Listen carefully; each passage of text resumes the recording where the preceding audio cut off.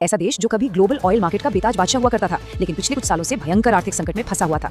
खैर, अब वो वापस लौट आया है और ये कोई छोटी मोटी वापसी नहीं है, ये लिटरली एक धमाकेदार कमबैक है। वेनेजुएला का तेल एक बार फिर दुनिया भर में बहने लगा है और वो भी पिछले 7 सालों की सबसे तेज रफ्तार से। तो आखिर ये सब अचानक कैसे हुआ और इसके क्या मायने हैं, आइए डिकोड करते हैं। आपको याद ही होगा 2018-19 का वो भयानक दौर जब वेनेजुएला में हाइपर इन्फ्लेशन अपने चरम पर था। इकोनॉमी इस कदर क्रैश कर गई थी कि लोगों को सिर्फ एक पैकेट दूध या ब्रेड खरीदने के लिए लिटरली बैग भर के कैश ले जाना पड़ता था। और अब आज की सच्चाई देखिए, सिर्फ अप्रैल में वेनेजुएला के पोर्ट से पूरे 66 ऑयल टैंकर रवाना हुए हैं।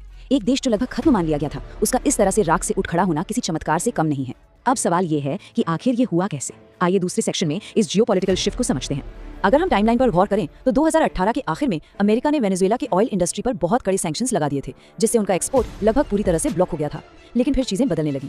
जनवरी में घटनाक्रम तेजी से बदले जब अमेरिका ने निकोलस मदुरो के खिलाफ कुछ कदम उठाए और उसी दौरान तत्कालीन अमेरिकी राष्ट्रपति डोनाल्ड ट्रंप और वेनेजुएला की डेल्सी रॉड्रिगेज के बीच एक बड़े सप्लाई एग्रीमेंट का रास्ता साफ हुआ। और फिर इस साल की शुरुआत में सबसे बड़ा टर्निंग पॉइंट आया जब अमेरिकी लाइसेंसों के जरिए उन कड़े प्रतिबंधों में काफी ढील दी गई। आखिर ये लाखों बैरल तेल जा कहां रहा है, कौन है इसके सबसे बड़े खरीदार?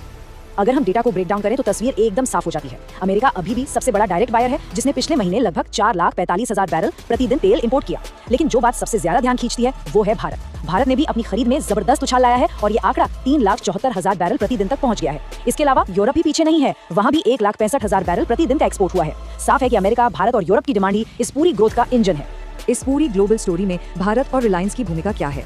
डेटा साफ दिखा रहा है कि इस नए खुले मार्केट में भारत की रिलायंस इंडस्ट्रीज बिल्कुल फ्रंट फुट पर खेल रही हैं।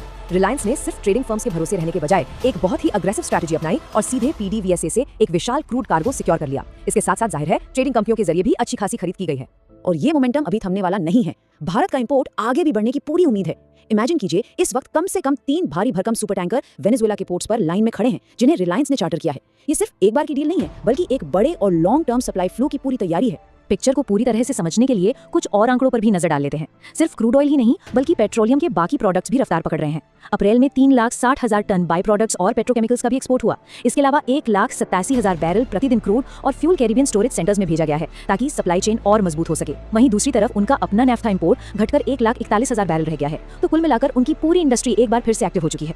तो बॉटम लाइन क्या है? एक ऐसा देश जो कल तक अपनी टूटी हुई इकोनॉमी के लिए जाना जाता था, आज 7 सालों के अपने सबसे ऊंचे एक्सपोर्ट लेवल पर है। लेकिन अब जो सबसे बड़ा सवाल हम सबको सोचना चाहिए वो ये है, इस ऑयल जायंट की इतनी दमदार वापसी का ग्लोबल क्रूड ऑयल की कीमतों पर फ्यूचर में क्या असर पड़ेगा? क्या ये बढ़ी हुई सप्लाई मार्केट को स्टेबल करेगी या फिर कोई नया जियोपॉलिटिकल ट्विस्ट आना बाकी है? आज के इस एक्सप्लेनर में हमारे साथ जुड़ने के लिए बहुत बहुत शुक्रिया। इस दिलचस्प टॉपिक पर हमारी नजर आगे भी बनी रहेगी।